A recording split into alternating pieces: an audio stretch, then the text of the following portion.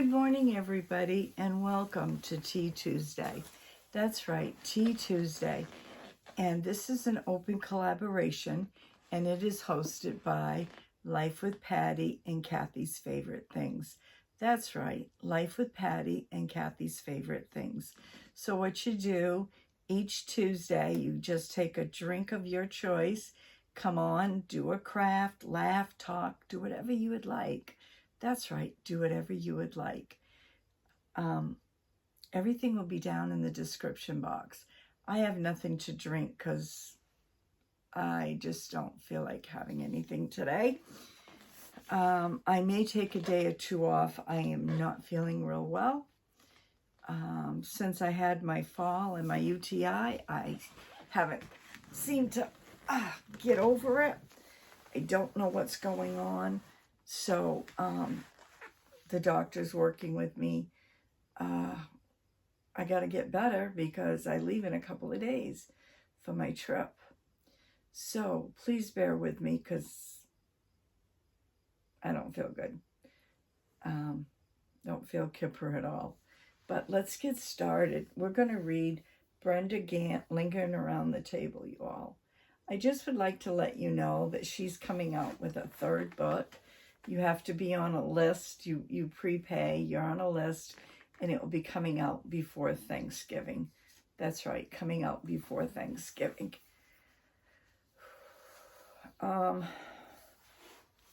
Today, what she has is chicken pot pie.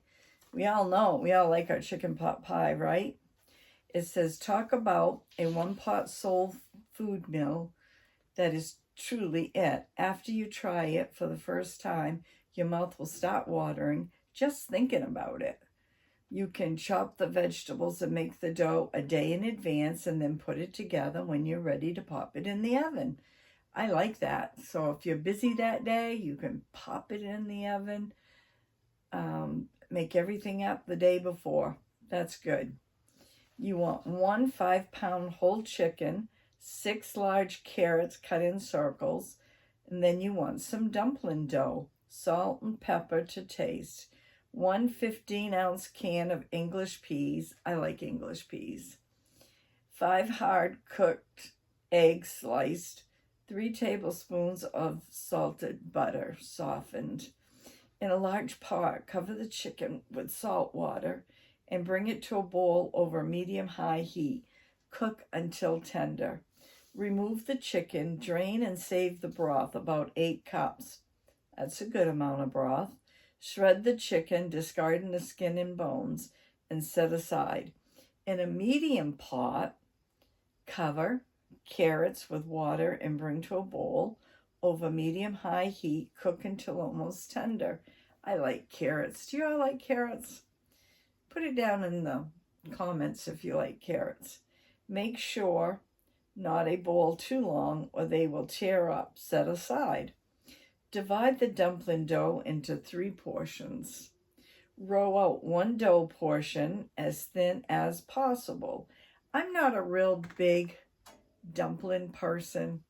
It's not one of my favorites.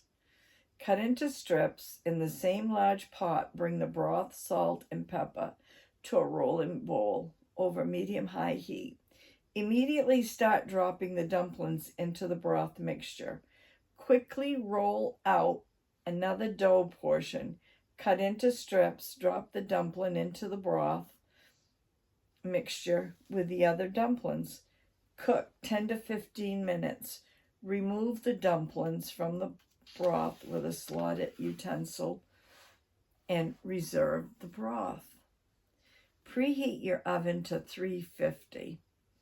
In a deep 14 by 11, a 4-quart casserole dish, layer the items in the following order: dumplings, carrots, peas, eggs, and chicken. Repeat 3 times until the mixture reaches the top of the dish. Pour about 4 to 5 dumpling broths to 1 inch from the top. Roll out the remaining dough portion to form a crust. Place on top of the casserole. Smear 3 tablespoons of butter on top. Bake until golden brown, about 30 minutes. Dumpling dough. This is what you need. 3 cups of white lily all-purpose flour. I don't believe you need white lily. We don't have white lily up here. Whatever flour you have, I'm sure is fine. 1 cup of whole buttermilk. 1/2 cup of solid grease. Wow, solid grease. Mix flour, buttermilk, grease in a bowl. Knead together well. Keep adding a little bit of flour at a time until the dough is no longer sticky. On a flour surface, take the dough out of the bowl. Knead the surface until you have a firm ball of dough. This is when you will divide if you need to sprinkle more flour on the dough. Roll out the dough as thin as possible. Try lifting the dough from the surface. If it sticks to the surface, that means to roll it back into the ball and a little more flour at a time until just right. That doesn't sound too hard. Kitchen wisdom. Inside the cavity of the chicken, you're going to find all sorts of goodies, like a heart, gizzard, liver, and neck. George's mother always fried the neck with the skin on. The gizzard is a solid muscle, so it's really good for you. Now, I'm going to hold this up. I'm going to do a still. So you can do a still. And I'm also going to put it in the descriptions box below. And then it says, chicken pot pie. You can do this, y'all.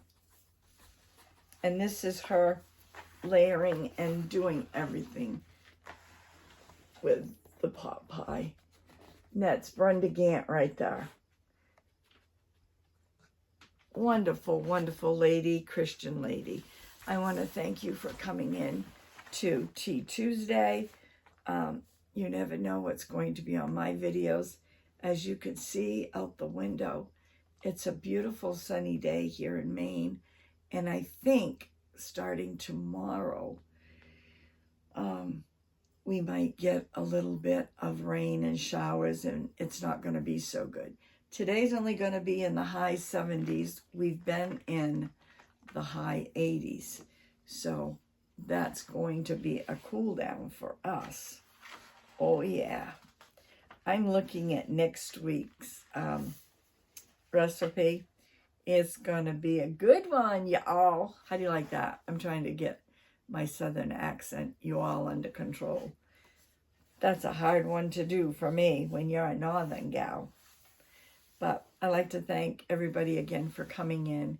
Thank you, Patti. Thank you, Kathy, for hosting this collab.